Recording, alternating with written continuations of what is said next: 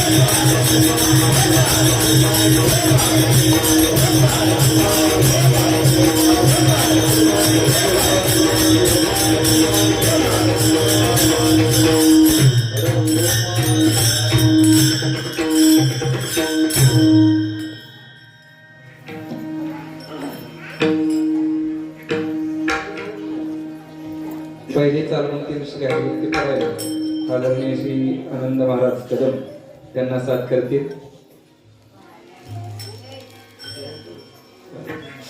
आदरणीय श्री विजयजी महाराज कदम.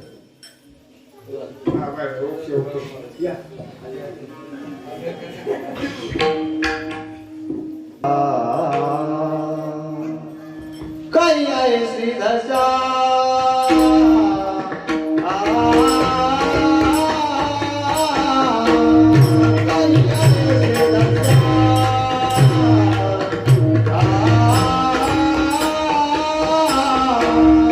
Ah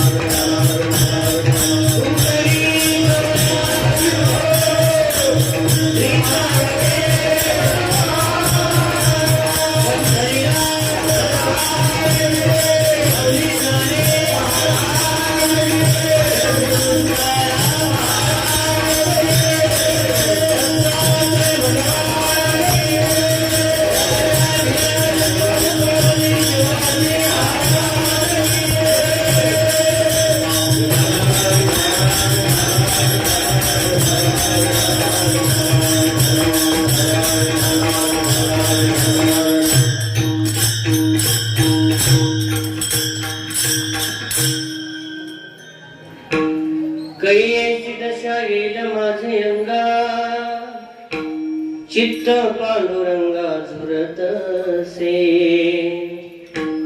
नाठवूनी देह पायाच्या चिंतने अवसान ते क्षण नाही मध्ये कैसा पात्र होईन लाभासी नेणो ऋषी केशी तुष्टतेर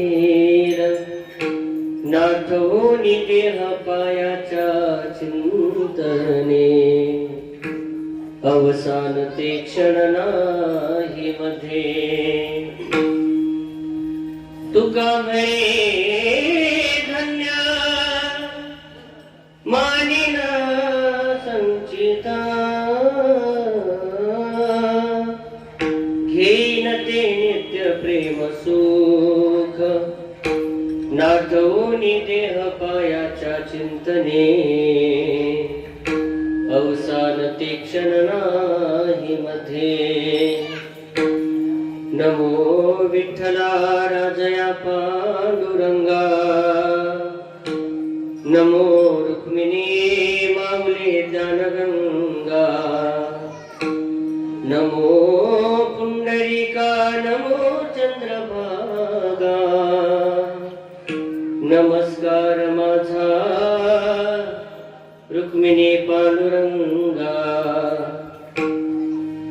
महायोग पीठे तटे भीमरथ्यो वरं पुंडरीकाय दातुं मुनीन्द्रे समागत्य तिष्ठ तमानन्दकन्दो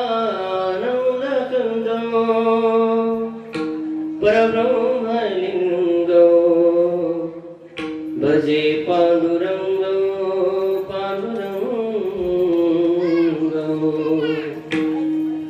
गुरुर्ब्रह्मा गुरुर्विष्णु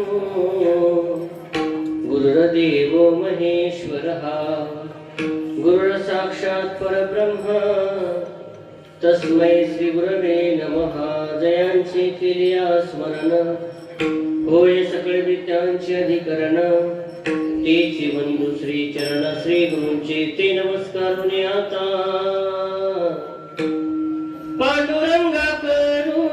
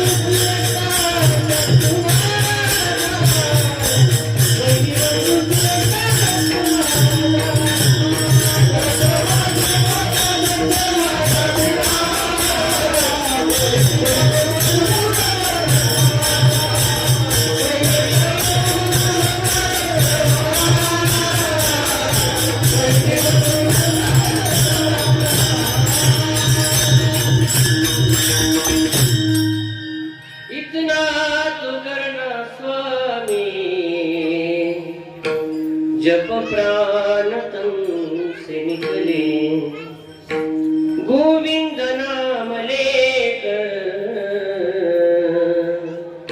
तप प्राण तन से निकले। उस वक्त जल्दी आना, नहीं शाम भूल जाना, राधे को साथ लाना। जब प्राण तन से निकले, गोविंद नाम लेकर तब प्राण तन से निकले विठ्ठल।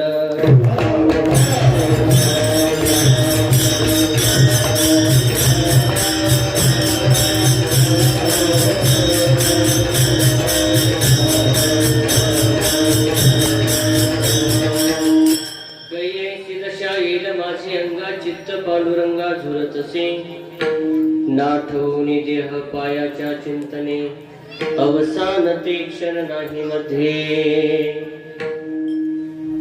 हॅलो हॅलो, त्याचा थोडासा बास वाढवायचा। हॅलो हॅलो बस।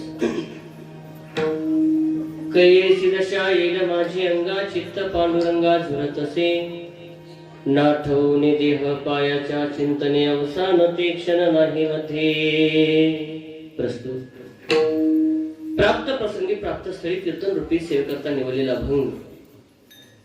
जगद्गुरु जगदवंद्य देवनिवासी श्रीमंत संत वैराग्याचे परमूर्ती वारकरी संप्रदायाच्या कलस्थानी असणारे नवे नव्हे अतिशय प्रतिकूल परिस्थितीमध्ये वारकरी संप्रदायाची धुरा आपल्या खांद्यावरती ठेवून संपूर्ण विश्वामध्ये वारकरी संप्रदायाचा प्रचार आणि प्रसार करणारे देवमान्य श्रीमंत संत जगद्गुरु तुकोबरायांचा 4 चरणाचा आणि साधनायुक्त जीवन जगून देखील महात्म्याला जी अवस्था प्राप्त झाली, ती अवस्था मला नेमकी का प्राप्त झाली नाही आणि ती नेमकी मला कधी प्राप्त होणार, या संबंधीचा विचार जगद्गुरु तुकोबराय प्रस्तुतच्या अभंगातून भगवंताच्या समोर व्यक्त करतात। विठ्ठला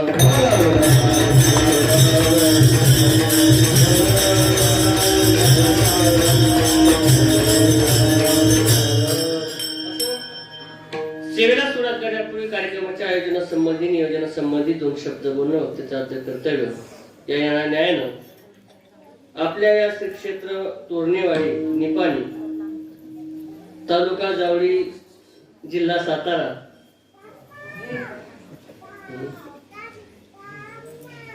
या आपल्या गावामध्ये गेल्या 36 वर्षापासून भगवान पांडुरंगाच्या ज्ञानोबराय तुकोबरायांच्या भगवान दत्तात्रयाच्या कृपा आशीर्वादानं, त्याचप्रमाणे वैकुंठवासी हरिभक्तपरायण परमपूज्य श्री गुरु नामदेव महाराज नामदेव पंडितनाथ नामदास अण्णा, त्याचप्रमाणे हरिभक्तपरायण वैकुंठवासी परमपूज्य श्री हरिभाऊ गुरुजी शिंदे यांच्या कृपा आशीर्वादानं, त्याचप्रमाणे हरिभक्तपरायण परमादरणीय श्री बाळकृष्ण महाराज शिंदे यांच्या मार्गदर्शनानं संपन्न असलेला सप्ताह, या सप्ताहातील आजच्या 3ऱ्या दिवसाची कीर्तन रूपी सेवा समस्त ग्रामस्थांच्या वतीनं माझ्याकडे आलेली आहे। सेवेकरता उपस्थित माझ्यापेक्षा वयानं ज्ञानानं अधिकारानं संपूर्ण सर्व आदरणीय माता भगिनी पुरुषवर्ग प्रथमतः सर्वांच्या चरणी साष्टांग प्रणिपात करतो। या कीर्तन रूपी सेवेकरता उपस्थित असणारे माझे सर्व आदरणीय श्रेष्ठ कीर्तनकार गुरुबंधू मंडळी, त्यामध्ये ज्यांच्या माध्यमातून मला या सेवेचा योग आला, ज्यांनी मला फोन केला, आपल्या गावामध्ये यांचं 10 वर्षापासून या सप्ताहाकरता मोठं सहकार्य योगदान आहे, उपस्थिती आहे, असे हरिभक्तपरायण आदरणीय अभंग महाराज या ठिकाणी उपस्थित आहेत। त्याचप्रमाणे विश्वंभर बाबा आध्यात्मिक वारकरी शिक्षण संस्था, त्या संस्थेचे संस्थापक अध्यक्ष असणारे आमचे हरिभक्तपरायण परमादरणीय परमश्रद्धेय अतुलजी महाराज देशमुख ते या ठिकाणी उपस्थित आहे। महाराजांचे त्यांनी साष्टांग प्रणिपात करतो। त्याचप्रमाणे हरिभक्तपरायण आदरणीय आमचे सुतार महाराज असतील, ज्यांनी आता सुंदर अशी चाल गायली आणि काल ज्यांचं सुंदर असं त्या ठिकाणी आपण चिंतन सेवा कीर्तन सेवा ऐकलेली आहे, असे माझे परमार्थ स्नेही आदरणीय आनंद महाराज कदम ते ठिकाणी उपस्थित आहेत। महाराजांचे त्यांनी साष्टांग प्रणिपात करतो। आमचे दुसरे हरिभक्तपरायण आदरणीय विजय महाराज असतील, मृदुंगावरती अतिशय गोड साथ देणारे चांगलं कीर्तन जर करायचं ठरलं तर 4-4च पकवाज लागतात असा अट्टहास नसतो. एकच असावं पण धडाचा असावा. आणि लक्षामध्ये कधी कधी असं होतं महाराज 4च्या तुम्ही खिलारी उभा करता आणि ते खिलारी त्यांच्या वाजवण्यामध्ये कीर्तनकारालाच दुसरीकडे ओढून घेऊन जातात. पण 4 जणांचा एकच माणूस कसं काढू शकतो अशी आमची हरिभक्त परायण परमादरणीय पांचाळ महाराज त्या ठिकाणी उपस्थित आहेत. महाराजांचे मनापासून त्या ठिकाणी मी स्वागत करतो. या कीर्तनरूपी सेवेकरता विशेष सहकार्य असणारे समस्त ग्रामस्थ मंडळी, पंचक्रोशीतील भावी भक्त, त्याचप्रमाणे गुरुदत्त विकास मंडळ निपाणी मुंबई, गणेश मित्र मंडळ निपाणी मुराद, ज्ञानेश्वर माऊली सांस्कृतिक क्रीडा मंडळ मुंबई, संत रखुबाई महिला मंडळ निपाणी, संत मुक्ताबाई महिला मंडळ निपाणी, समस्त ग्रामस्थ निपाणी या सर्वांच्या विशेष सहकार्यानं संपन्न होत असल्या हा यंदाचा आपला त्रितपमूर्ती सोहळा मोठ्या थाटामाटामध्ये संपन्न होत आहे. 36 वर्ष सप्ताहाच्या ठिकाणी तुम्ही टिकून ठेवला, त्याबद्दल प्रथमतः तुमच्या सर्वांच्या मनापासून आभार. का सप्ताह सुरू करणं ही अतिशय सोपी गोष्ट आहे. सप्ताह सुरू करणं सोपी गोष्ट आहे, पण तो सप्ताह तेवढ्या उंचीचा टिकून ठेवणं ही एवढी सोपी गोष्ट नाही. लग्न करणं सोपं का बायको सांभाळणं सोपं? झालेत का लग्न? झालेत ना? पण लग्न करणं सोपं का आयुष्यभर त्या पत्नीला सांभाळणं सोपं? कोणतं सोपं? लग्न करणं तरी कोणतं सोपं राहिलं महाराज? भेटतच नाही हो. 40 वर्षाचं वय झालं पण अजून काही भेटायला तयार नाही. जसं लग्न करणं ही प्रक्रिया जरी सोपी वाटत असेल पण त्या पत्नीला धर्मपत्नी बनून आयुष्यभर सांभाळणं ही मोठी तारेवरची कसरत आहे. तसं कुठल्याही परमार्थाची सप्ताहाची सुरुवात करणं अतिशय सोपं आहे महाराज, अतिशय सोपं आहे. पण तो सप्ताह वारकरी संप्रदायाच्या चाकोरीनुसार त्या ठिकाणी संपन्न करणं, टिकून ठेवणं ही अतिशय अवघड गोष्ट आहे. तुमच्या तोरणेवाडीनं या परिसरानं हा सप्ताह 36 वर्ष टिकून ठेवला. तुमचे करावे तेवढे महाराज कौतुक थोडं आहे. आणि म्हणून यंदाचं हे आपलं 36वं वर्ष आहे. 36व्या वर्षातील 33व्या दिवसाची कीर्तन सेवा या ठिकाणी मला भगवान दत्तात्रयाच्या चरणी समर्पित करायची. सेवेकरता निवडलेला जो अभंग आहे जगद्गुरु तुकोबारायांचा आहे. तुकोबारा सांगतात, महात्म्याला प्राप्त झालेली अवस्था साधनायुक्त जीवन जगून देखील मला का प्राप्त झाली नाही आणि ती नेमकी कधी प्राप्त होणार? तुकोबारायांनी उद्विग्न चित्तानं भगवंताच्या समोर ही आपली मनातील जी दुःखाची गोष्ट आहे, मनातील जो खेद आहे तो भगवंताच्या समोर प्रगट केलेला आहे.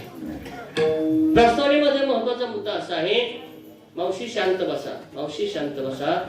हा लग्नाचा मंडप नाही, हा कीर्तनाचा मंडप आहे. मग काय? प्रस्तावनेमध्ये महत्वाचा मुद्दा असा आहे, जीवन जगत असताना 3 मूलभूत गरजा विज्ञानानं आपल्या समोर ठेवलेल्या आहेत. कुणाला जर जिवंत राहायचं ठरलं तर विज्ञान असं सांगतंय, ज्याला जिवंत राहायचं ठरलं त्यानं अन्न हे खाल्लंच पाहिजे, ज्याला जिवंत राहायचं ठरलं त्यानं पाणी हे पिलंच पाहिजे, आणि ज्याला जिवंत राहायचं ठरलं त्यानं श्वास हा घेतलाच पाहिजे. 3 मूलभूत गरजा विज्ञानाच्या आहेत. तुम्हाला जर जिवंत राहायचं ठरलं तर अन्न बघून भूक जाते का खाऊन? अन्न आता इथं पंगत होती बरोबर. सप्ताह कमिटीने मोठ्याच्या मोठा स्वयंपाक केला, गुलाबजामुन केले, चपाती केली, भात केला, भाजी केली, वरण केली आणि मस्त तिथं पातेल्यामध्ये ठेवलं आणि तुम्हाला सांगितलं अजिबात घरी कुणी चूल पेटवायचे नाही, सगळ्या गावाला जेवण करता यायचं, तुम्ही सगळे जेवण करता आलात. सप्ताह कमिटीने सुंदर उपाययोजना केली. फक्त त्या पातेल्याच्या वरचं झाकण काढायचं, तुम्हाला म्हणायचं बघा, आणि मंदिरामध्ये जाऊन पोट भरू शकता का? अन्न खाऊन भूक जाते का पाहून? पाहून बरोबर. आणि जर अन्नाचा वास घेऊन जर भूक गेली असती तर माऊली ज्ञानोबा सांगतात, अन्नाच्या परिमळे जरी जाय भूक तरी का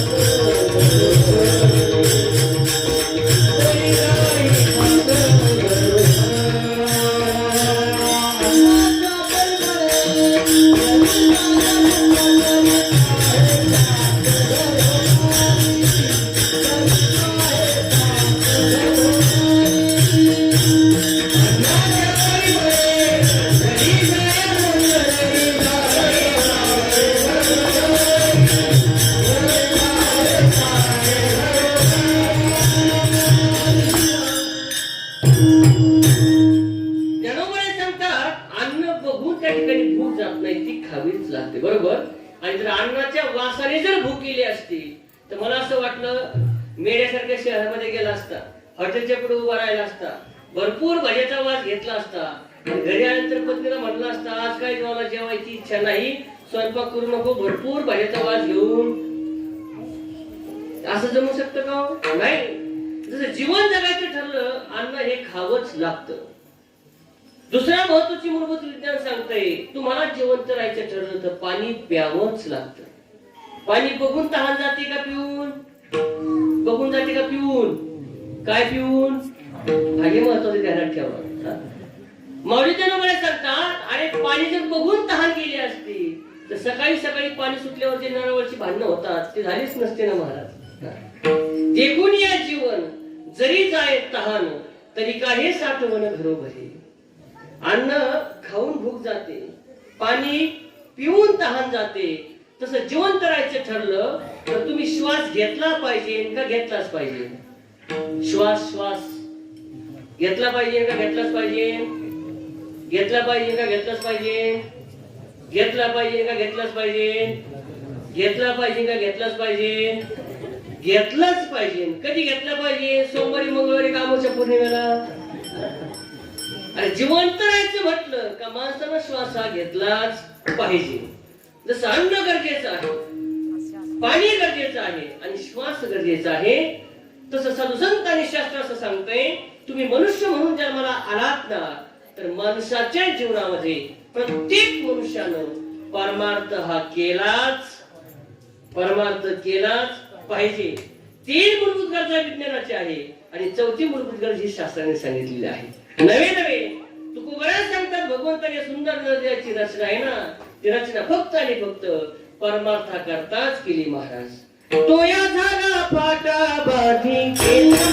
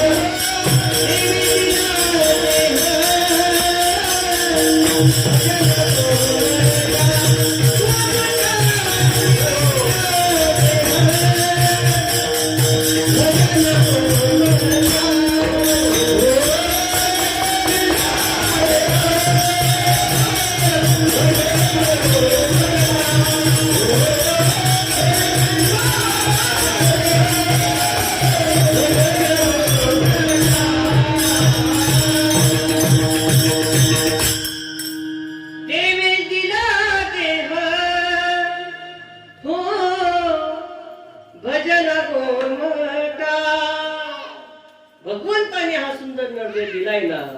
देवी दिला देह भजना गोमटा, भोजना गोमटा नाही. बरोबर का? याचा अर्थ असा भगवंताने हा सुंदर नर्दे दिलाय ना तो परमार्थ करण्याकरता. या नर्दे हा सुंदर इंद्रियाची निर्मिती ती ही परमार्थ करण्याकरता. तुकोबऱ्या सांगतात दिले इंद्रिये हात पाय कान डोळे मुख बोलाया वचन जिने तू जोडसी नारायण नसती बबन बबरूक. भगवंताने सुंदर इंद्रिय दिली तेही भगवंताच्या भक्ती करता. मग प्रश्न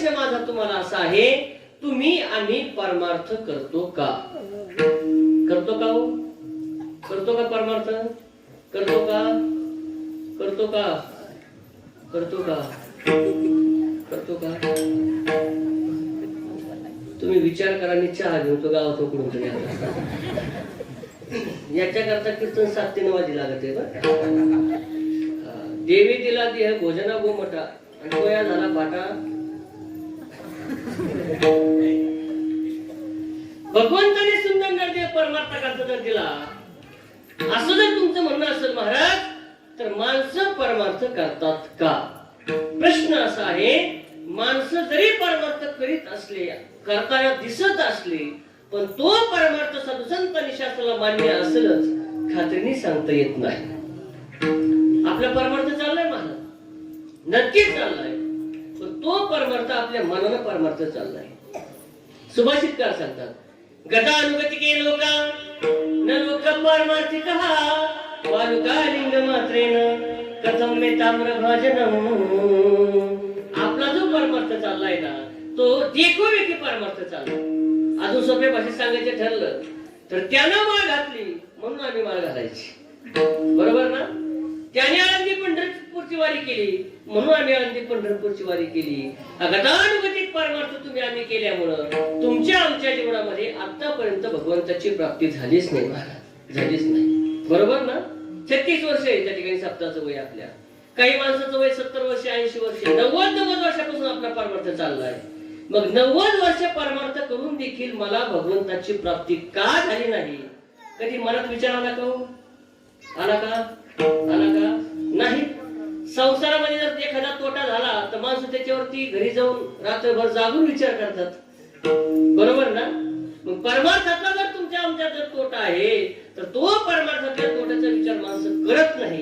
याचा अर्थ असा, माणसाला जेवढा प्रपंच आवडतो तेवढा परमार्थ आवडतच नाही. करतात ना माणसं परमार्थ, पण कसा? सवडीनं. परमार्थ कसा करतात? सवडीनं. आणि प्रपंच करतात आवडीनं, बरोबर ना? परमार्थ करत असताना देखोवेकी भक्ती केल्यामुळं तुमच्या आमच्या जीवनामध्ये आतापर्यंत भगवंताची प्राप्ती झाली नाही. तुकोबऱ्या सांगतात, जेथे पाहे तेथे तेथीचा पर्वत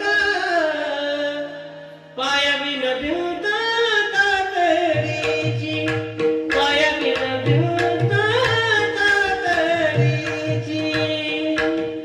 तुम्ही आम्ही जो परमार्थ करतोय ना महाराज, त्याला देखोवेकी भक्ती म्हणतात. उदाहरण सांगतो ऐका, जुन्या काळचं उदाहरण आहे, बहुतेक वेळा तुम्ही ऐकलं असेल, पण या प्रसंगाला अनुरूप असल्यामुळे 2 मिनिटांमध्ये सांगतो. जुन्या काळचं उदाहरण महाराज, एका बिचाराला 100 एकर जमीन, किती? 100 एकर जमीन, आणि एकुलता एकच मुलगा. अतिशय मुलगा गोरा गोमटा, देखणा, सुंदर, अतिशय सुंदर मुलगा. पण दुर्दैव असं होतं, त्याला लिहिता वाचता येत नव्हतं. लिहिता वाचता येत नव्हतं. तो एवढा अडाणी होता, त्याला जर कोणी म्हटलं बाळासाहेब करा सही, तो माझ्या लावा अंगठ्याला शाही. कळतंय का? बिचाराचं काय लग्न जमत नव्हतं. वडिलांनी कसं तरी त्याचं लग्न जमवलं, लग्न बिग्न झालं. लग्नानंतरची पहिली दिवाळी आली. वडिलांनी सांगितलं, बाळासाहेब लग्नानंतरची तुमची पहिली दिवाळी, आम्ही कोणी तुमच्या मंडळीला त्या ठिकाणी आणण्यापेक्षा तुम्ही तुमची गाडी घ्या आणि तुमच्या मंडळीला बायकोला घेऊन या. मुलगा आज्ञाधारक होता. त्याने गाडी घेतली आणि सासूला त्या ठिकाणी गेला. त्यानंतर महाराज जसे मामीने जावई पाहिले, मामीला मोठा आनंद झाला. जावई आले, जावई आले. परंपरेचे कीर्तकार असं सांगतात, 3 गोष्टी महिला वर्गाला जास्त आवडतात. एक आवडतं शेण, दुसरी आवडती साई, आणि तिसरा आवडतो जावई. हा बरोबर आहे. शेण किती आवडतं? आता सध्या फारशा निघाल्या, तो भाग सोडून द्या. पण पूर्वीच्या काळामध्ये कुठलाही सण उत्सव म्हटलं का अंगणामध्ये शेणाचा सडा टाकण्यात जायचा, बरोबर का नाही? आपल्याकडे आहे का पद्धत तशी? आहे ना? म्हणजे अजून बरं आहे तुमच्याकडे. साई किती आवडते? आता मी माझं उदाहरण सांगतो. आनंद महाराज, मी माझ्या आजीला एक नातू. मी कधीतरी वर्षातून एकदा आजोळा जायचो. आजोळा गेलो का चुलीवरती गरम असं दुधाचं पात्र ठेवलं राहायचं. गावरान गाईचं दूध, लाल गुंडाशी तळ हातासाठी साय आलेली. बघता क्षणी ती साय खायची इच्छा व्हायला पाहिजे. आणि म्हटलं, आजी मला साय खायची. म्हातारीने पळत पळत जावं बरं का. असा तांब्या घ्यायची, दुधाचा पातेला चुरून हातावर घ्यायची, दुधाच्या पातेला तिने थोडस वाकडं केलं का लगेच फुकायला सुरुवात करायची. 3-3 तांबे म्हातारीने दूध पाजलं, पण मग एवढी साय करू दिली नाही. शेत, साई आणि जावई. जावयाला महाराज सासूबाईला मोठा आनंद झाला. घरामध्ये गेले, चहा पाणी वगैरे झालं. योगायोग असा, कामानिमित्त सासरेबुवा मुंबईला गेलेले. ज्या दिवशी जावं येणार त्या दिवशी काय पाहुण्याचं येणं होणार नव्हतं. जुन्या काळचे दिवस व्हॉट्सअप, फेसबुक, फोन, मोबाईलची काही व्यवस्था नव्हती. सासऱ्यानं, मामानं मुंबईला एक पत्र लिहिलं. पत्र कळतंय का? पत्र लिहिलं, अमुक दिवशी माझं मुंबईचं काम आटोपतो आणि मी येतो, तोपर्यंत पाहुण्याला जाऊ देऊ नका. मुंबईमध्ये पत्र लिहिलं, पत्र पोस्टमध्ये टाकलं. मामी आणि जावई घरामध्ये गप्पा मारत असताना पोस्टमन दारामध्ये हजर झाला. पोस्टमन जुन्या काळची सासू, काठापदाचं लुगडं घातलेलं बरं का, नाकामध्ये मोठीच्या मोठी नथ, कपाळाला मोठ्याच्या मोठं कुंकू आणि डोक्यावरती पदर.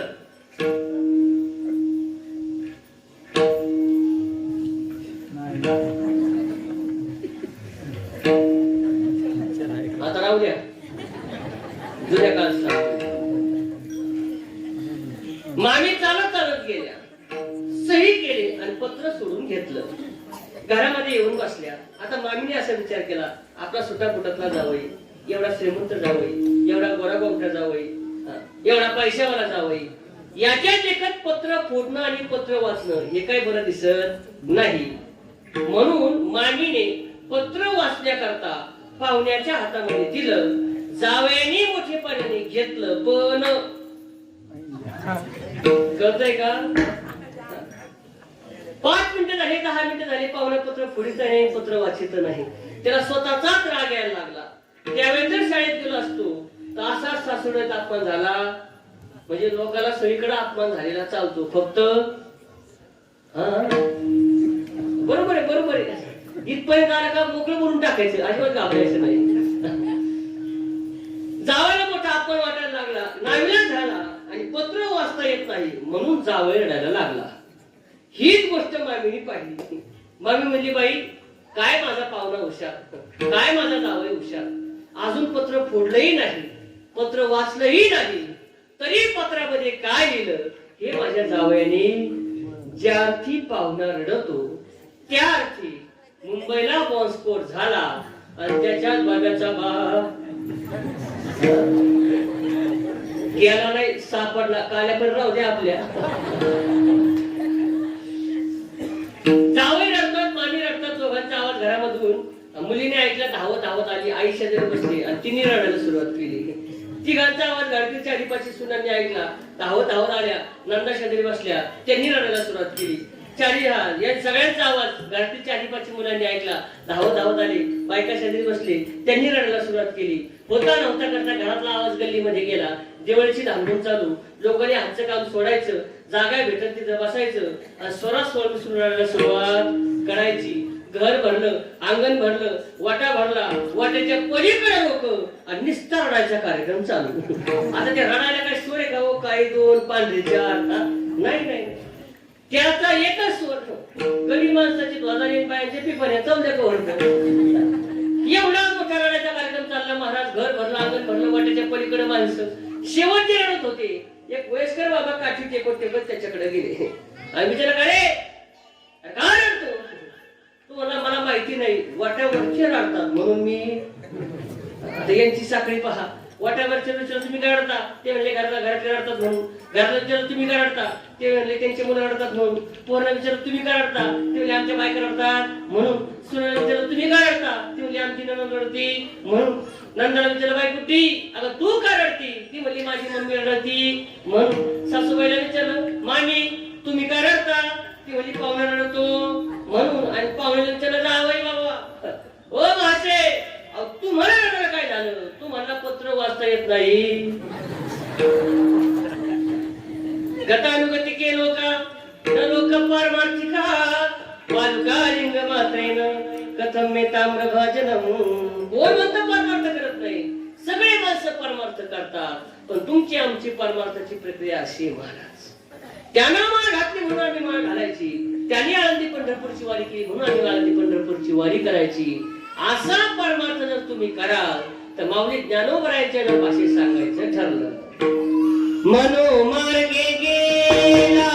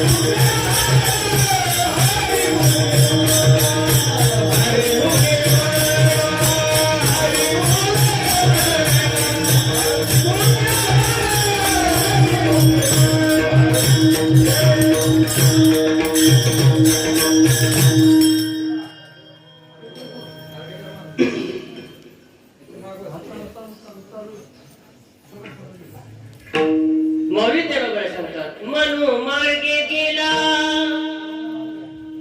तो तेथे मुकला, हरिपाठी स्थिरावला तो तिराया.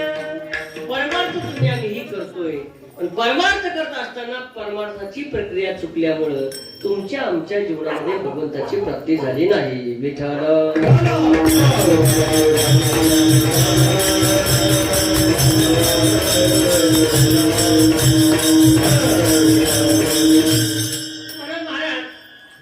आतापर्यंतच्या सगळ्या कीर्तनामध्ये एक आमच्या लक्षामध्ये आलं, आम्ही जरी परमार्थ करतोय ना, पण ती परमार्थाची प्रक्रिया आमची चुकल्यामुळं आम्हाला आतापर्यंत भगवंताची प्राप्ती झाली नाही.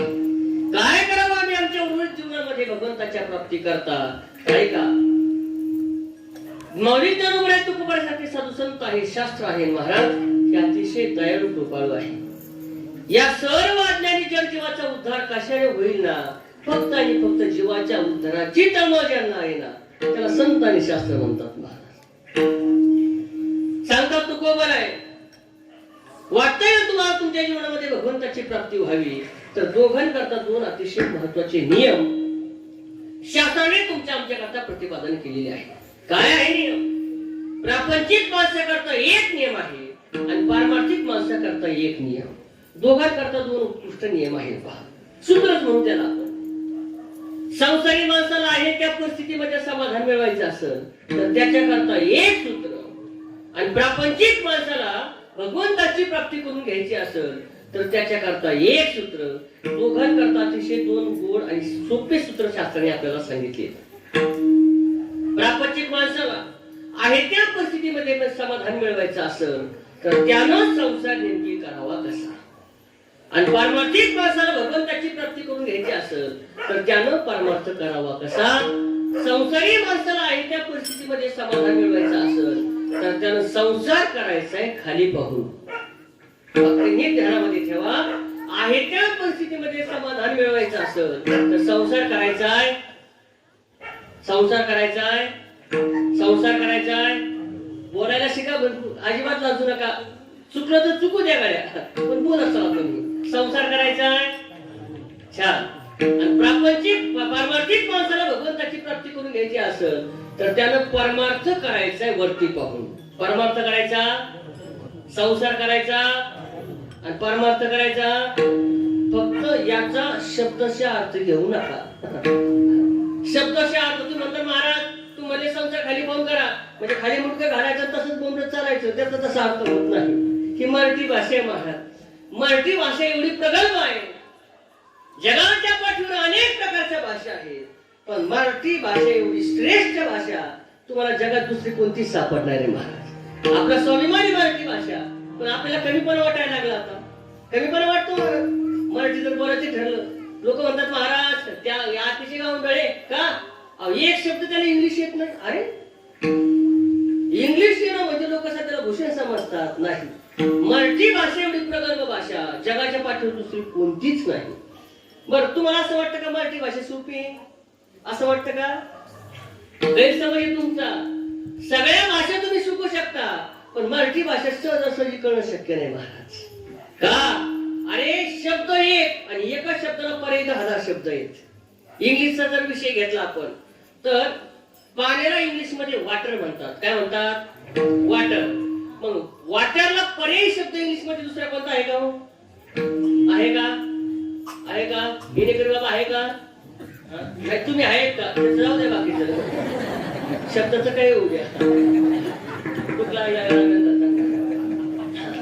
वॉटरला पर्यायी शब्द आहे का? नाही. बरोबर. आता मराठी भाषेतला शब्द घेऊ पाणी.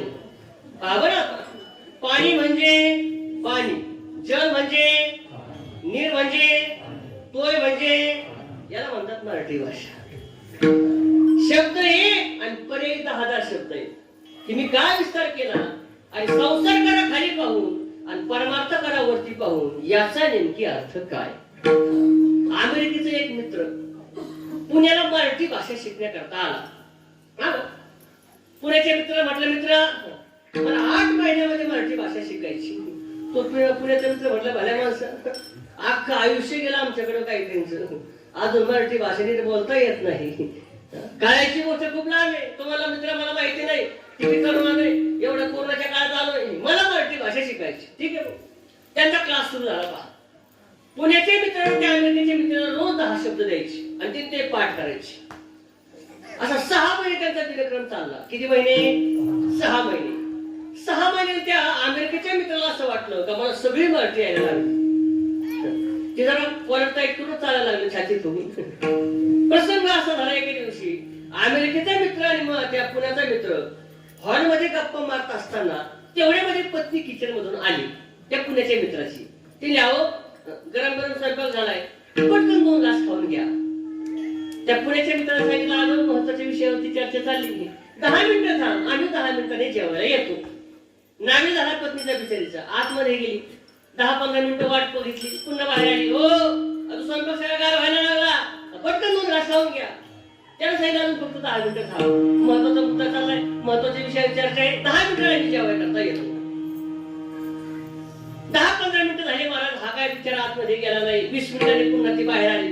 ती ल्यावो धुणे पडलंय भांडे पडले सगळं काम पडलंय म्हणे लवकर जेवून घ्या ना. हा म्हणला 10 मिनिटांनी जेवण करता येतो. तिनं काहीच केलं नाही. तिने फक्त जाता जाता केलं आतमध्ये निघून गेली. कसं केलं? कसं केलं? छान केलं ना आतमध्ये निघून गेली. ऐका बरं तो अमेरिकेचा मित्र पुण्याच्या मित्राला म्हटला मित्रा सगळी मराठी जाऊ दे गाड्या पण ते छापचा अर्थ काय होतो तेवढा मला समजून. आता त्या छापला काही अर्थ आहे का? की मराठी भाषेची प्रगल्भता आहे महाराज. मी हे का सांगतोय संसार करा खाली पाहून आणि परमार्थ करा वरती पाहून याचा नेमकी योग्य अर्थ काय. विठ्ठल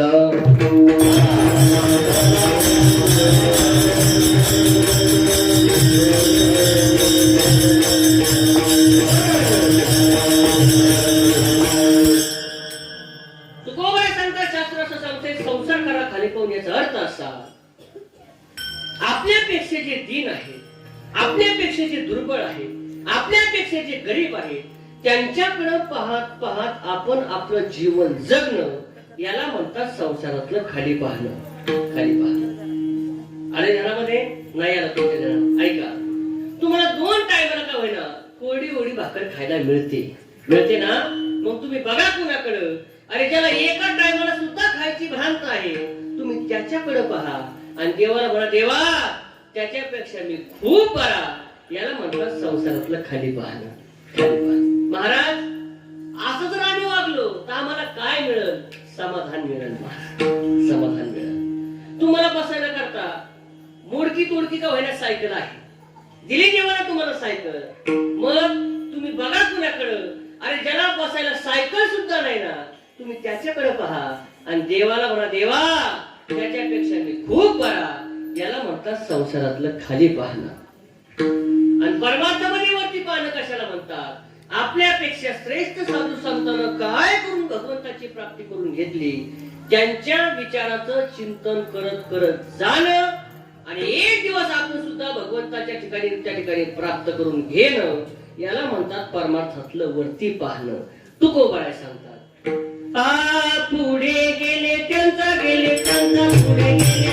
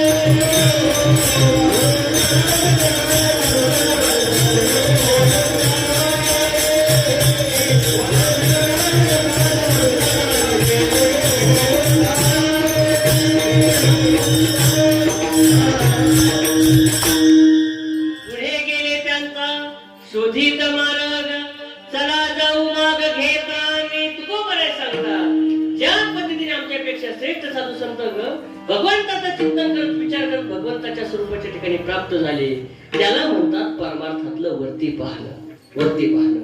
मग मला प्रश्न तुम्हाला विचारायचा आहे, आपण संसार खाली पाहून करतो का वरती पाहून?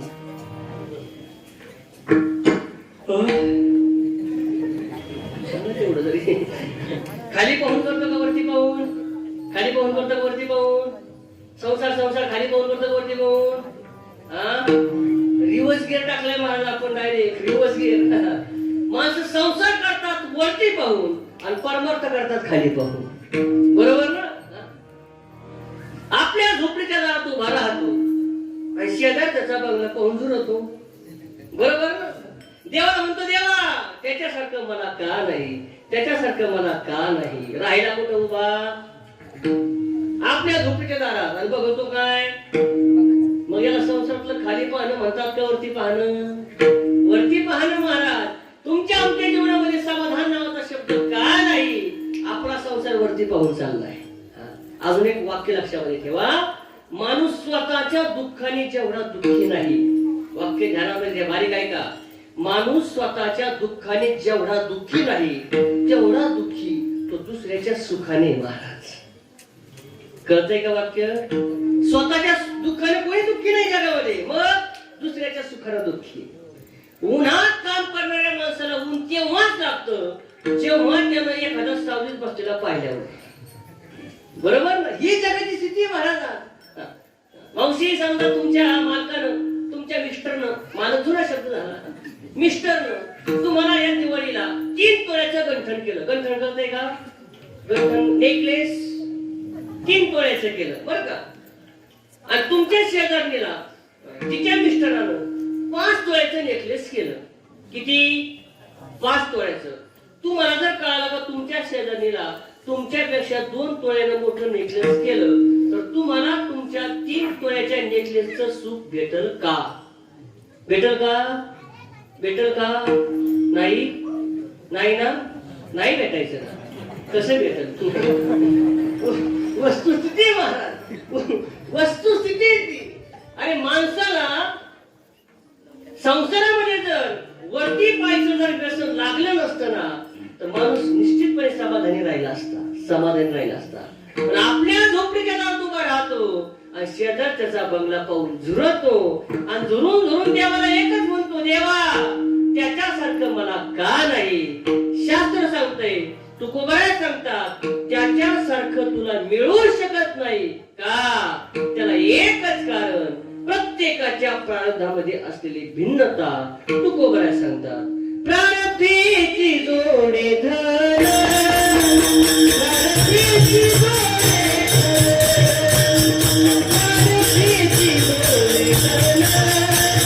प्रारब्धीची जोडे धर,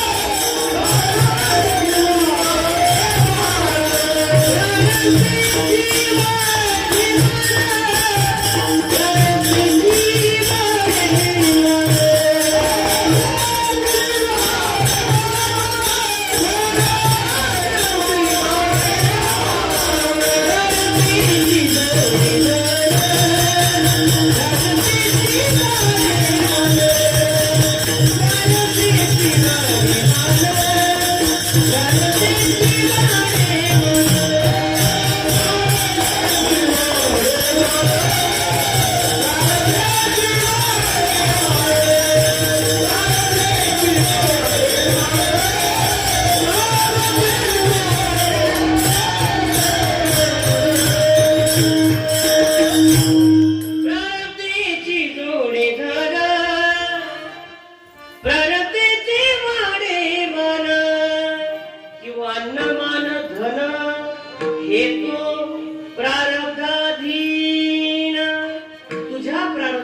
झोपडी आणि फाटकी गोधडी. म्हणून तुला मिळाली झोपडी आणि फाटकी गोधडी. त्याच्या प्रारब्धामध्ये बंगला आणि गाडी, म्हणून त्याला मिळाली बंगला आणि गाडी. वाक्य ध्यानामध्ये ठेवा, प्रारब्ध बदलायची ताकद सर्वसामान्य जीवामध्ये अजिबात नाही, अजिबात नाही. कोण प्रारब्ध बदलू शकतं महाराज? नाही बदलू शकत. आणि म्हणून तुम्हाला वाटतंय ना तुमच्या आहे त्या परिस्थितीमध्ये समाधान मिळवावं तर संसार करा, संसार करा. बोंबललं सगळं. संसार करा खाली पाहून, खाली पाहून. असं एक वाक्य ध्यानामध्ये ठेवा. तुमच्या मनाला काय वाटतं का ते महत्वाचं नाही, तुमच्या प्रारब्धामध्ये काय आहे ते महत्वाचं आहे. वाक्य लक्षात आलं का?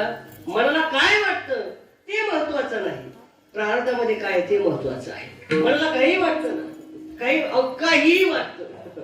आता 2 दिवसापासून मोदी टीव्ही लावते, नरेंद्र मोदी. मग ते त्यांच्या पाठीमागच्या गाड्याचा ताफा, ते कमांडो, त्यांचा थाट, ते जेवायला वेगळं, ते कपडे काय, ते विमान, ते सगळं बघितल्यानंतर बाबा मलाही असं वाटलं, मी जर भारताचा पंतप्रधान झालो तर.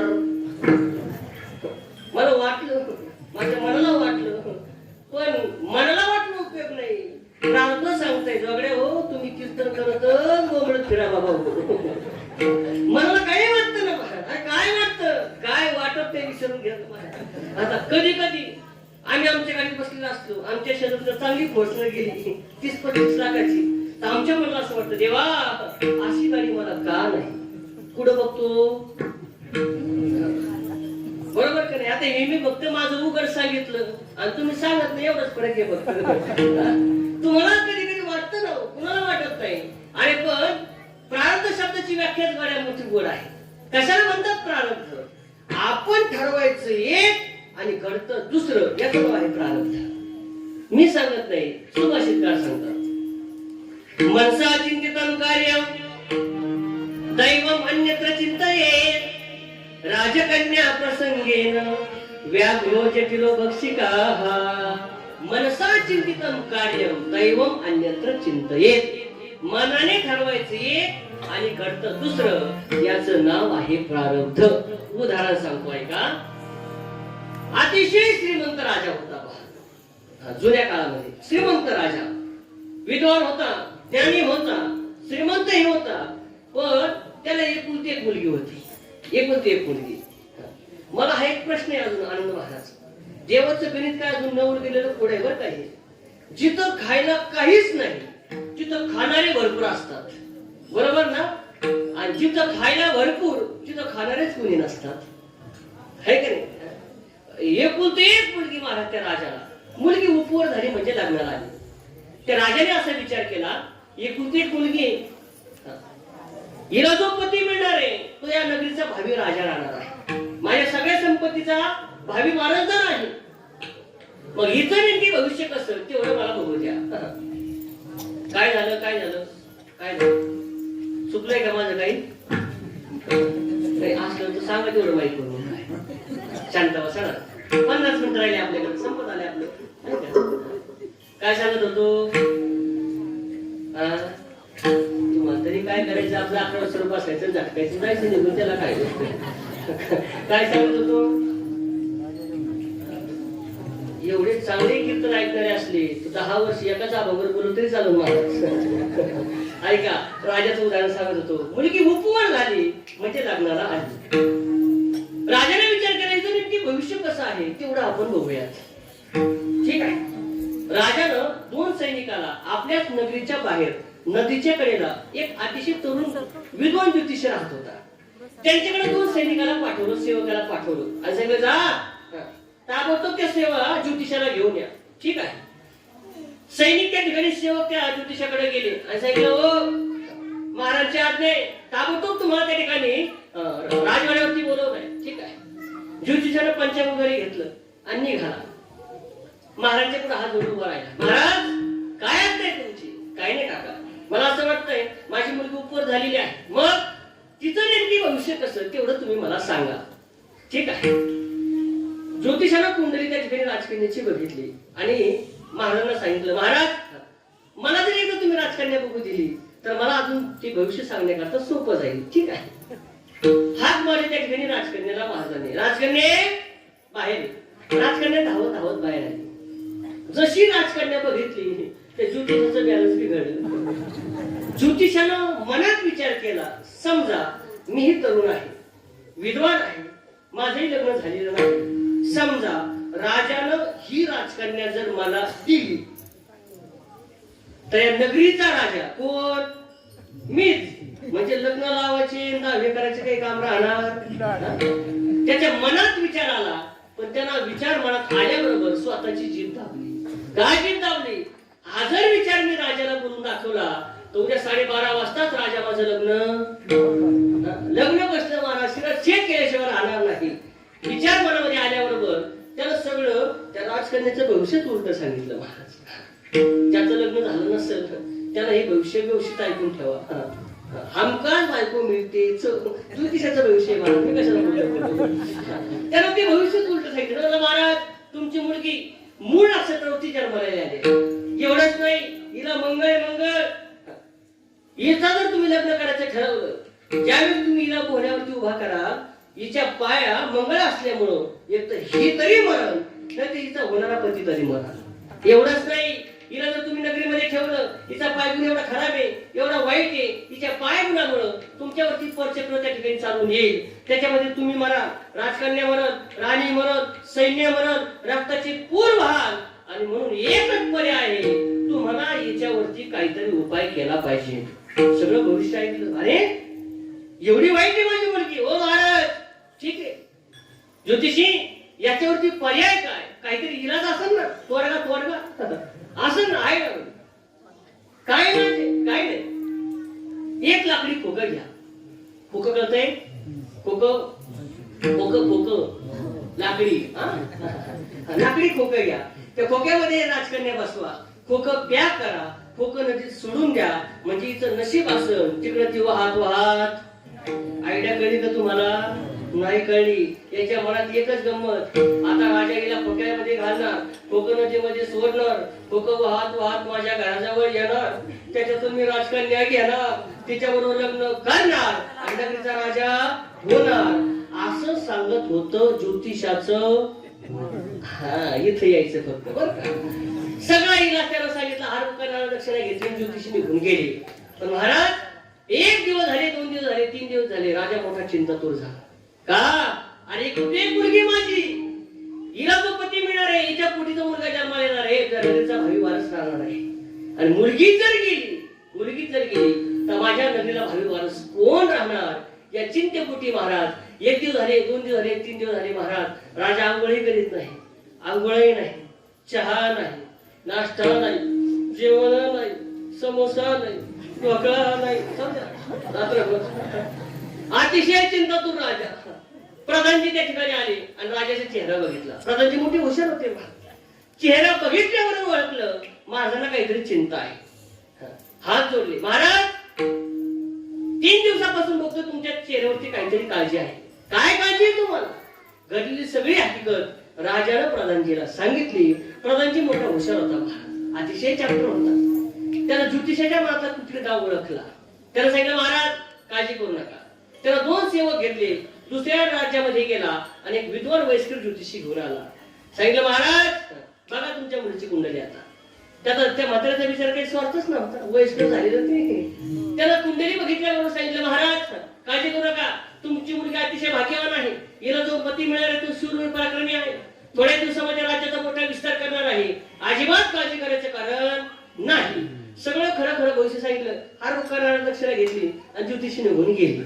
पण राजाच्या डोक्यात आता एकच राग, आपल्या नगरीमध्ये राहणारा ज्योतिषी, आपला मीठ खाणारा ज्योतिषी, त्यानं आपल्या बरोबर गद्दारी केली, त्याची शिक्षा त्याला भेटलीच पाहिजे. या रागापोटी राजाने सांगितले प्रधानजीला आत्ताच्या आत्ता जा, त्या ज्योतिषाला घेऊन या, त्याला आत्ताच्या आत्ता मला काहीतरी शिक्षा द्यायची.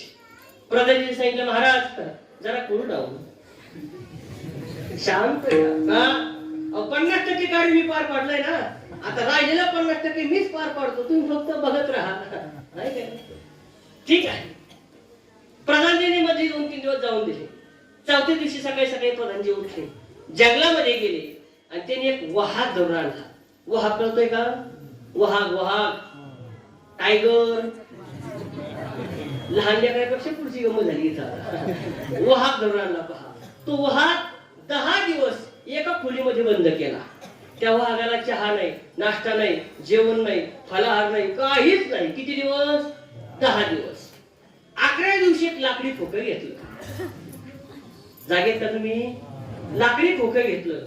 10 दिवस भुकेला वाघ त्या लाकडी खोक्यामध्ये घातला, खोकं पॅक केलं आणि खोकं नदीमध्ये सोडून 10 दिवसापासून वाटच बघत होता गुडघेला बाशिंग बांधून.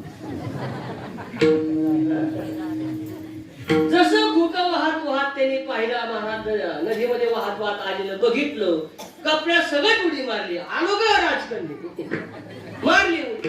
खोकं घेतलं, खोका घरामध्ये आणलं. आता 2च गोष्टी राहिल्यात पहा. राजकन्या होत्या, खोक्यातली राजकन्या काढायची, त्याच्याबरोबर लग्न करायचं आणि नगरीचा राजा व्हायचं, असं सांगत होतं ज्योतिषाचं. इथपर्यंत राहू द्यायचं फक्त. खोकं त्या ठिकाणी त्याने घरामध्ये आणलं. 2 गोष्टी शिल्लक होत्या. आता खोक्याचं झाकण उघडणार. आता खोक्याचं झाकण उघडल्याबरोबर तो 10 दिवसाचा भुकेला वाघ तो म्हणन का आज दत्त जयंती म्हणून बोला ना.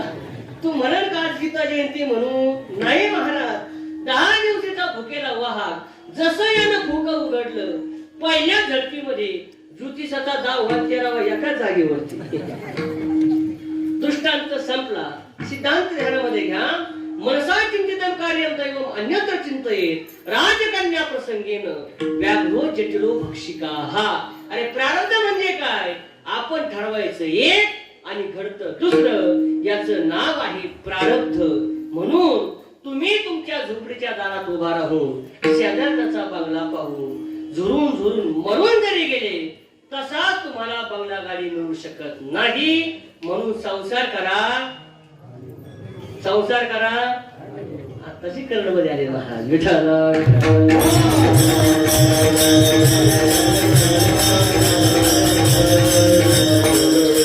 तुम्हाला महाराज प्रारब्धाचं काय प्रकरण माहित आहे? ऐका, जगामध्ये जन्म आपल्या हातामध्ये नाही आणि मृत्यू आपल्या हातामध्ये नाही. बरोबर ना? नाही. मग या जन्म आणि मृत्यूच्या मधलं जे अंतर आहे कर्माचं, तेवढंच आपल्या हातामध्ये आहे. जन्म आपल्या हातामध्ये आहे का? जन्म आहे का? आणि नाही तोच बरा आहे. जन्म आपल्या हातामध्ये असता तर गरीब म्हणून जन्माला कोणीच आलं नसतं महाराज. प्रत्येकाला असं वाटलं असतं मी अंबानी व्हावं, बरोबर ना, मी टाटा बिर्ला व्हावं, वाटलं नसतं ना महाराज. आणि मृत्यू आपल्या हातामध्ये नाही, पण मधलं अंतर कर्माचं प्रारब्धाचं हे निश्चितपणे आपल्या हातामध्ये. कर्म करत असताना चांगलं करायचं का वाईट करायचं ही गोष्ट आपल्या हातामध्ये आहे. जगी जीवनाचे सार घ्यावे जाणून सत्वर, जैसे ज्याचे कर्म तैसे फळ देतो रे ईश्वर. बरोबर ना? चांगलं कर्म का वाईट कर्म हे शास्त्राला विचारायची गरज नाही, ते आपल्या मनाला कळत असत. बरोबर ना?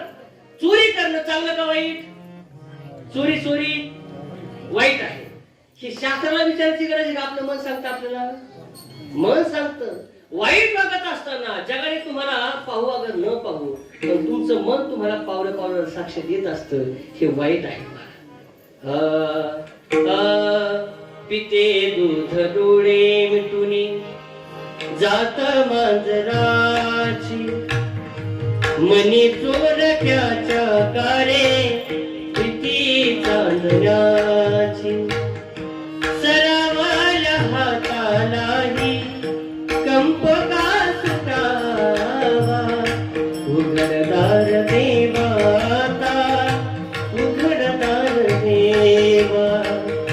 देहाची तिजोरी भक्तीचा तो ठेवा, देहाची तिजोरी भक्तीचा तो ठेवा. उघडदार देवाता उघडदार देवा, उघडदार देवाता उघडदार देवा. गोड दृष्टांत आहे महाराज.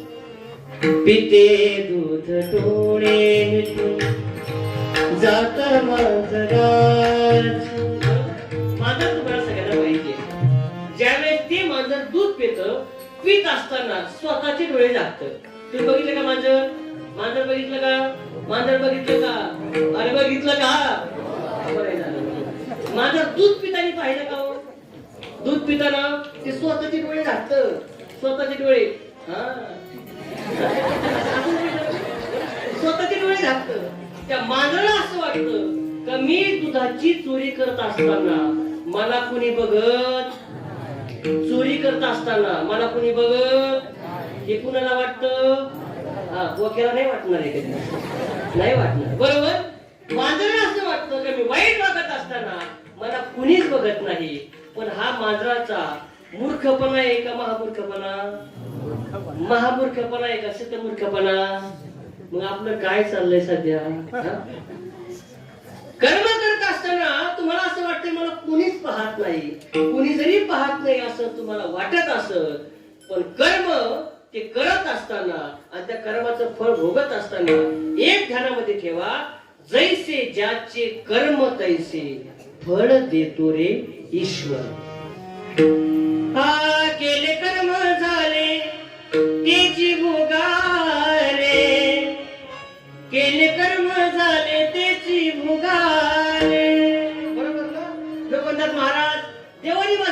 का केलं? देवाने माझं वाईट का केलं? अरे देव कुणाचं चांगलंही करत नाही आणि देव कुणाचं वाईटही करत नाही. मग तुझे कर्म हेच चांगल्या आणि वाईट गोष्टीला कारणीभूत आहे महाराज. बरोबर का नाही? जैसी करणी वैसा फल, आज नाही तो निश्चित कर, निश्चित कर.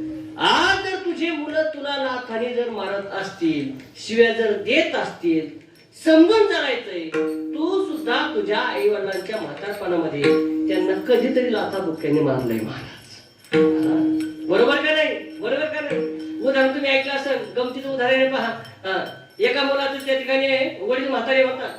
वडील म्हातारे झाल्यामुळं वयामानामुळं ते बंगल्यामध्ये त्या ठिकाणी खरकतात, इकडे तिकडे रांगतात. रांगत असताना थुकतात काय, खोकतात काय, पत्नी गेली. अहो ऐका काय, तुमचे ते वडील काय झालं? म्हातारे झाले म्हणजे कुठेही खोकायला लागले, कुठेही थुंकायला लागले. मला असं जमणार नाही. किती वेळा फसली पुसायची माणसाने. मग त्यांची कुठेतरी व्यवस्था करा. आता कुठे ठेवू मला माहिती नाही, फक्त इथं ठेवायचं नाही. ठीक आहे. मुलानं वरच्या घरामध्ये वरच्या मजल्यावरती त्या वडिलांची व्यवस्था केली. पण सांगितलं अगं आई, या घरात नाही राहत, वरच्या घरात राहतात, पण त्यांच्याकडे लक्ष दे. बाई मला टाइम नाही वाटले, किती वेळ त्यांच्याकडे जाऊ? म्हातारा माणूस सारखं पाणी माग, चहा माग, दूध माग, हे मला जमणार नाही. ठीक आहे म्हणले. हुशार होता मुलगा. बाजारामध्ये गेला आणि त्याने घंटा विकत आणली. घंटा माहिती का? इथं आहे का? बरं, घंटा माहिती तुम्हाला? गेला. बाबा ऐका, चहा घ्यायचा असला का 1 टोल वाजवायचा, नाश्ता करायचा असले का 2 टोल वाजवायचे, आणि जेवण करायचं असले का 3 टोल वाजवायचे. ठीक आहे बाबा, वयस्कर बाबा. आता शेवटी म्हातारा माणूस गेला झाल्यानंतर तो मुलाच्याच परत होऊन जातो ना माणूस. ठीक आहे, मुलाला घंटा दिली, दिनक्रम सुरू झाला. याला चहा घ्यायचा असला का 1 टोल वाजवायचा, नाश्ता करायचा असला का 2 टोल, जेवण करायचं असले का 3 टोल. योगायोग असा झाला, एके दिवसाला 2-4 दिवस कामानिमित्त मुलाला घराच्या बाहेर जायचा प्रसंग आला. दुसऱ्या परगावामध्ये गेला. नातू खेळता खेळता वरती गेला, खेळता खेळता वरती गेला.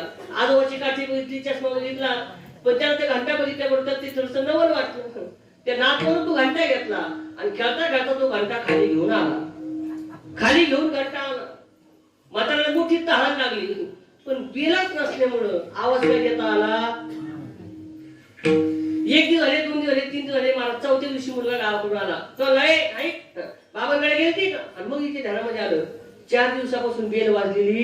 केली बाई, 4 दिवसापासून बेलच वाजली नाही. अरे वरती काय गेली नाही? मला काय माहिती, मला आपलं बेलच वाजली नाही, मी कशा वरती जाते? ठीक आहे चल लवकर.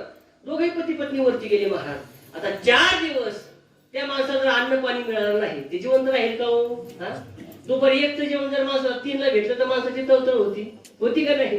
4 दिवस मी जर अन्न पाण्याचं राहिल्यामुळे ते म्हाताऱ्या ठिकाणी गेलं तर महाराज वाईट वाटलं आणि मग रडायला सुरुवात केली. कोणी? मुलगा रडतो यात नवल नाही, सुनाला जास्त काळा काढा मोठ्याने. आजूबाजूचे पाहुणे रावळे जमा झाले आणि मग त्या ठिकाणी ती सुनबाई ना ती तोंड धरायला लागली. मामा तुम्ही कसे गेले? आता कसे गेले तुला मामाच माहिती कसे गेले. लागली मोठमोठी रडायला महाराज, रडायला लागली. बाबाचा अंत्यविधी झाला, 10वा झाला, 13वा झाला आणि मग वडिलांच्या सगळ्या गोष्टी त्यांनी आठवून म्हणून जमा करायला सुरुवात केली. कोणी? पती पत्नीने, मुलाने, सुनाने. मग चष्मा घेतला, शोकेश मध्ये ठेवला, काठी घेतली, शोकेश मध्ये ठेवला, त्यांचा पेन घेतला, शोकेश मध्ये ठेवला, कपडे घेतले, शोकेश मध्ये घेतला, जेवायचं ताट घेतलं, शोकेश मध्ये ठेवलं, तांब्या घेतला, शोकेश मध्ये ठेवला, घड्याळे घेतलं, शोकेश मध्ये ठेवलं आणि त्याच्यावरती लिहिलं बाबांची कृपा. बाबांची कृपा. सगळ्या गोष्टी ठेवल्या, लॉक मारलं आणि जायला निघाले. एवढेच मुलगा धावत धावत आला. तो ओ बाप्पा ऐका, सगळ्या गोष्टी ठेवल्या पण महत्वाची गोष्ट तुम्ही मागे ठेवली. काय? ही घंटा. तर याचं काय करायचं? ते म्हणजे तुम्हाला नाही काम, तुम्ही म्हातार झाले का याचं काम मला लागणार आहे. कळलं का तुम्हाला? केले कर्म झाले तेची भोग आले, उपजले मेले ऐसे किती. काय विस्तार पुढे सांगितलं. प्रारब्ध नावाची गोष्ट अशी महाराज, प्रारब्ध बदलायची ताकद तुमच्या आमच्यामध्ये नाही. म्हणून प्रारब्धाची तर तुमच्या आमच्यामध्ये बदलायची ताकद नसत, आहे त्या परिस्थितीमध्ये समाधान मिळवायचं असेल तर संसार करा खाली पाहून आणि परमार्थ करा वरती पाहून. जगद्गुरु तुकोबारायांचं लक्ष आपल्यापेक्षा श्रेष्ठ साधू संतांकडे गेलं. तुकोबारांनी आपल्या जीवनाची तुलना इतर साधू संतांच्या जीवनाशी केली. तुलना केल्यावर तुकोबारांच्या ध्यानामध्ये आलं, अरे मीही भगवत भक्ती करतो, मीही नामस्मरण करतो, आणि तेही साधू संत नामस्मरण करतात, पण त्या नामस्मरणाच्या जोरावरती त्या साधूंना प्राप्त झालेली अवस्था अद्याप मला प्राप्त झालेली नाही. तुलना केली तुकोबरायांनी आपल्यापेक्षा श्रेष्ठ माणसाशी. अजून एक वाक्य ध्यानामध्ये ठेवा, तुलना करत असताना माणसाला नेहमी श्रेष्ठ माणसाबरोबर करावी. बरोबर का? श्रेष्ठ माणसाबरोबर. चांगले दोन गायक आहेत, त्या दोन गायकांनी तुलना कोणाबरोबर करावी? जो अलंकार झालाय, चांगल्या तरबेज आहे त्याच्याशी. ज्याला एकही अभंग पाठ नाही त्याला बाईकवर घ्यायचं आणि त्याची उचल मागणी करायची. अवघड गोष्टी या तुलना करू शकतात का? नाही. तुलना करत असताना आपल्यापेक्षा श्रेष्ठ माणसाशी करावी. जगद्गुरु तुकोबारायांनी आपल्या जीवनाची तुलना इतर साधू संतांशी केली आणि मग तुकोबारायांच्या ध्यानामध्ये आलं, अरे त्या महात्म्याला प्राप्त झालेली अवस्था साधनायुक्त जीवन जगून देखील मला प्राप्त झाली नाही. ती अवस्था नेमकी कोणती? जगद्गुरु तुकोबराय प्रस्तुतच्या अभंगाच्या दुसऱ्या चरणामध्ये सांगतात. नाटवोनी देव नाटवोनी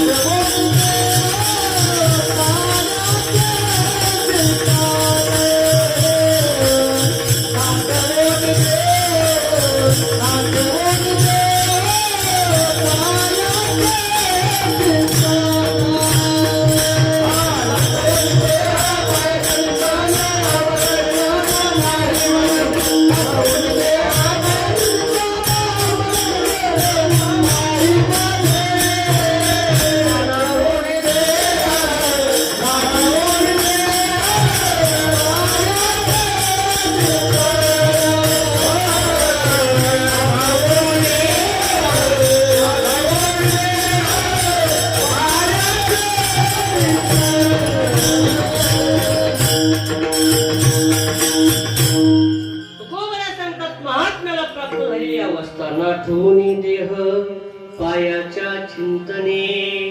परमार्थातील परिपूर्ण काय म्हणतो, सर्वोच्च उत्तम अवस्था कोणती असेल ना तर तिचं नाव आहे नाठवूनी देह. नाठवूनी देह ही अवस्था प्राप्त होण्याकरता अनेक जन्माचं माणसाच्या जीवनामध्ये पदरामध्ये पुण्य पाहिजे महाराज. भगवंताच्या त्या ठिकाणी नामस्मरणामध्ये, भगवंताच्या चिंतनामध्ये भगवंताचा विसर पडणं याच्यापेक्षा श्रेष्ठ अवस्था कोणती असू शकते महाराज? नाठवूनी देह पायाच्या चिंतने ही अवस्था महाराज कोणत्या भक्ताला प्राप्त झाली? तर श्रीमद भागवतामध्ये गोपी नावाचं एक सुंदर प्रकरण महाराज. त्या गोपींच्या जीवनामध्ये ही अवस्था नेहमी गोपींना प्राप्त झाली. तिचं नाव आहे नाठवूनी देह. कधी प्राप्त झाली? भगवंताचा विनू ऐकावा त्या गोपीनं. त्या ठिकाणी विनूचा स्वर कानामध्ये पडला तरी त्या गोपींना ही अवस्था प्राप्त झाली. मी सांगत नाही, नाथ मला सांगतात. तुझ्या मुरलीचा सुरतान मी विसरले देहभान, घर सोडूनी धरले रान मी वृंदावनी नेले आहारे सावळिया कैसी वाजववी मुरली. तुझ्या मुरलीचा सुरतान आणि मी विसरले देहभान नाठवूनी दे. मीराबाई सांगतात, मी तो सुध पुतळ खोई तेरे प्यार में, सब कुछ भूल गई तेरे संसार में, जोत जगा दे प्रीत लगा दे मुरलीवाले ओ मनसीवाले. सुंदर विनू ऐका, विनूचा स्वर गोपींच्या कानावरती पडावा. नाटवूनी देह, भगवंताचा विनू गोपींनी ऐकला, देहभान विसरल्या आणि भगवंताचं रूप त्या ठिकाणी गोपींनी बघावं आणि देहभान विसरावं. देव राजस सुकुमार मदनाचा पुतळा, बरोबर आहे? पाहिला पाहिला नंदाचा नंदन,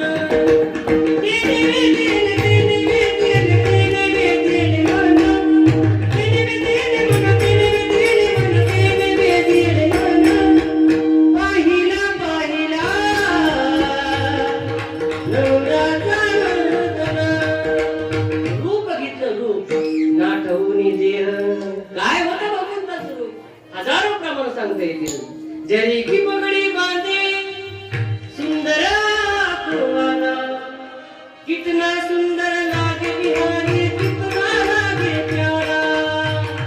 नाटवूनी देह पायाच्या चिंतने, अवसान ते क्षण नाही मध्ये. त्या गोपीनं भगवंताचं नामस्मरण करावं, तेव्हा गोपीनं भगवंताचं नामचिंतन करावं. आणि नामचिंतन करता करता स्वतःचा देहाचा विसर पडावा. त्या अवस्थेचं नाव आहे नाटवूनी देह. त्या गोपीनं ज्या भगवंताचं नामस्मरण केलं, त्या भगवंताचं एकदा मोठ्या प्रेमानं आपणही नामस्मरण करूया. आणि नाटवूनी देह त्या अवस्था आपल्याला प्राप्त करून घ्यायचा छोटासा प्रयत्न करूया. सर्वांनी मोठ्या प्रेमाने त्या भगवंताचं नामस्मरण करायचंय. पहिल्यापासून शेवटपर्यंत सर्वांनी वरती हात द्या, त्यावरती हात, त्यावरती हात, त्यावरती हात, राहू द्या पाठपर्यंत. आता छान गोड नामस्मरण करायचं. हा, आनंदी का कणकण बोले श्री ज्ञानोबा.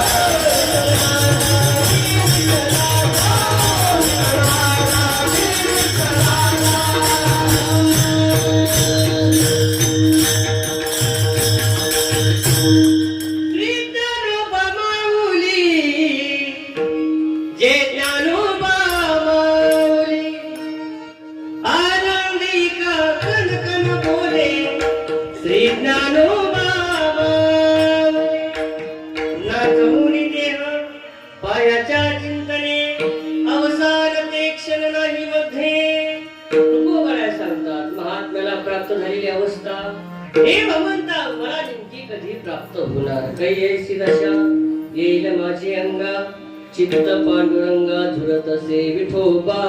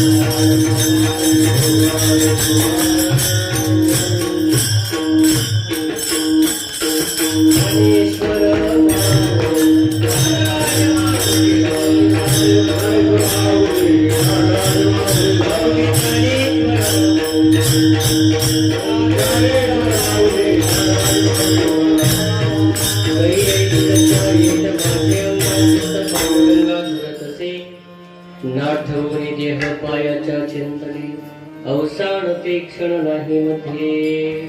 सांगायचा म्हणजे अर्थ एकच. तुम्ही आम्ही तुमच्या आमच्या जीवनामध्ये प्रपंच करत असताना तो संसार नेहमी खाली पाहून करावं, परमार्थ करत असताना परमार्थ नेहमी वरती पाहून करावं. संसार खाली पाहून केल्यामुळे तुम्हाला आयत्या परिस्थितीमध्ये समाधान मिळवत आणि परमार्थ वरती पाहून केल्यामुळे तुम्हाला निश्चित भगवंताची प्राप्ती झाल्याशिवाय राहणार नाही. असा छोटासा संदेश आपल्यापर्यंत मी पोहोचण्याचं काम केलं. याची योग्य असेल ते माझ्या गुरूंचा, श्री गुरूंचा, आई वडिलांचा आहे, वेदशास्त्राचा आहे.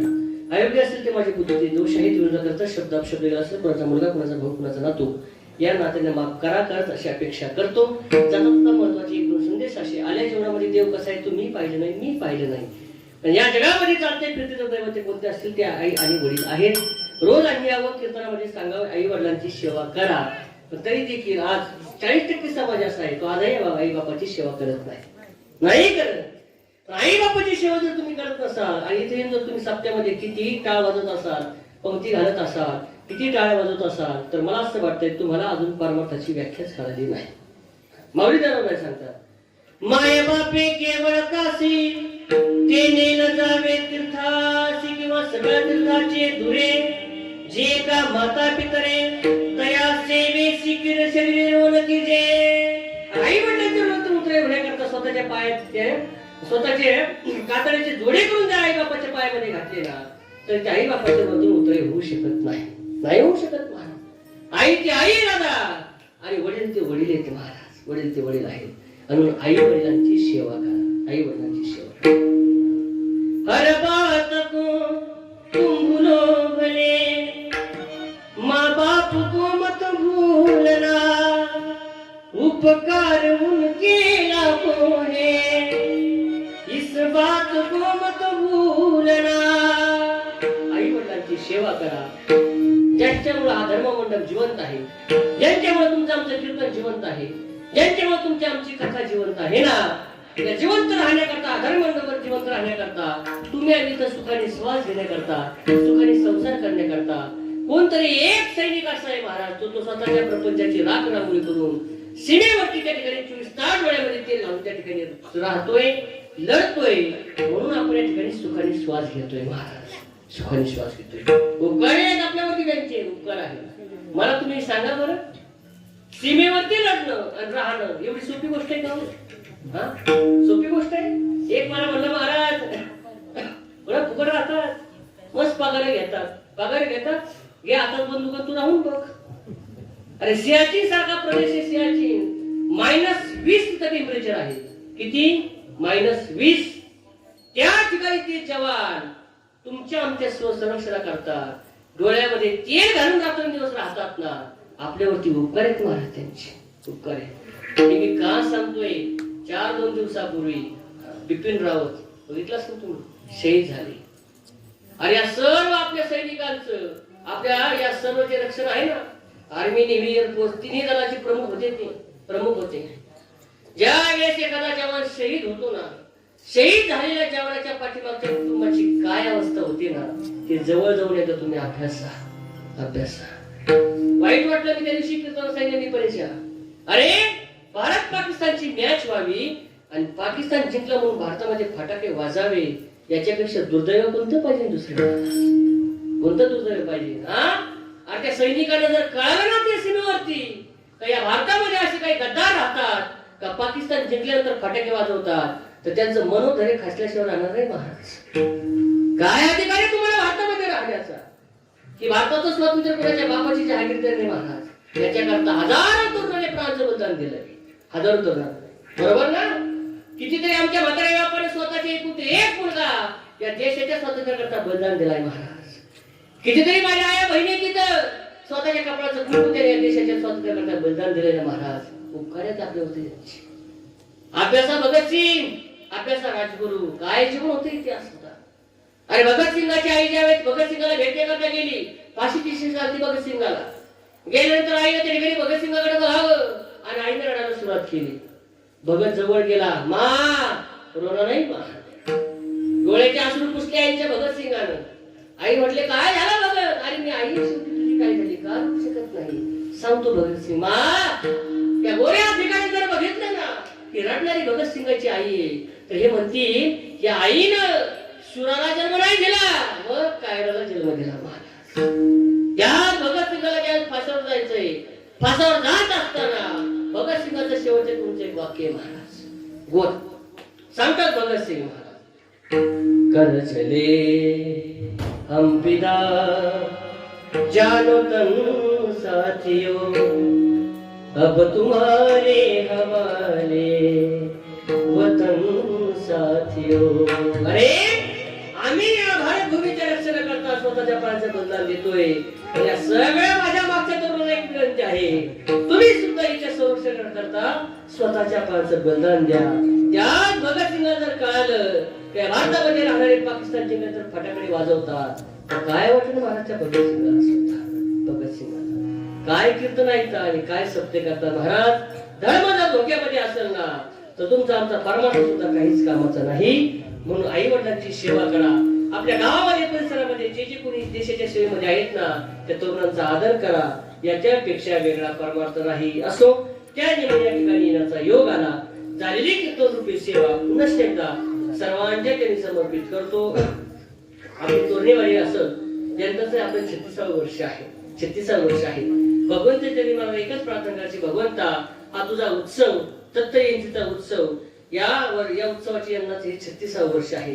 असे त्या उत्सवाचे 100 वर्ष पूर्ण हो अशी भगवंतांनी मी प्रार्थना करतो. आणि पूर्ण होण्याकरता भगवंता आम्हाला स्वतः तुझ्या कृपेनं या सप्ताहाकरता, या उत्सवाकरता तुझ्याच कृपेनं आमच्या बाहूमध्ये बळ येऊ दे, खिशामध्ये पैसा येऊ दे. का सगळ्या गोष्टी ज्या आहेत ना महाराज, तो लोक आपण सहज म्हणतो सगळ्या गोष्टीचं सोंग करता येतं, पण पैशाचं सोंग करता येत नाही. आणि म्हणून देवा या तुझ्या उत्सवाकरता अशीच तू आमच्यावरती कृपा दृष्टी ठेव अशी भगवंतांनी प्रार्थना करायची. सेवेकरता उपस्थित आमचे आदरणीय बाळकृष्ण महाराज असतील, आदरणीय आमचे आनंद महाराज, आदरणीय अंगद महाराज, आदरणीय आमचे देशमुख महाराज, आदरणीय सुतार महाराज, माझे संमित आले आमचे भक्तपारायण कीर्तनकार महेश महाराज असतील, दुसरे आमचे भक्तपारायण आदरणीय मृदुंगाचार्य नामदेव महाराज आहेत, आदरणीय आमचे पांचाळ महाराज आहेत. सर्व महाराजांच्या त्यांनी साष्टांग धन्यवाद करतो. झालेली कीर्तन रूपी सेवा याच ठिकाणी भगवंतांनी समर्पित करून या ठिकाणी थांबतो. शेवटचे महत्वाचे एकच वाक्य, जितनी मेहरबानी आपने की, जितनी मेहरबानी आपने की उतनी मेरी औकात नहीं. ये तो कृपा है ज्ञानेश्वर महाराज, तुकाराम महाराज, मेरे गुरु महाराज की. वरना मुझमें ऐसी कोई बात नहीं, वरना मुझमें ऐसी कोई बात नहीं. तुका म्हणे धन्य मानेन संचित, घेईन ते नित्य प्रेम सुख. नाथवनी देह पायाच्या चिंतने, अवसान ते क्षण नाही मध्ये विठ्ठल जनी.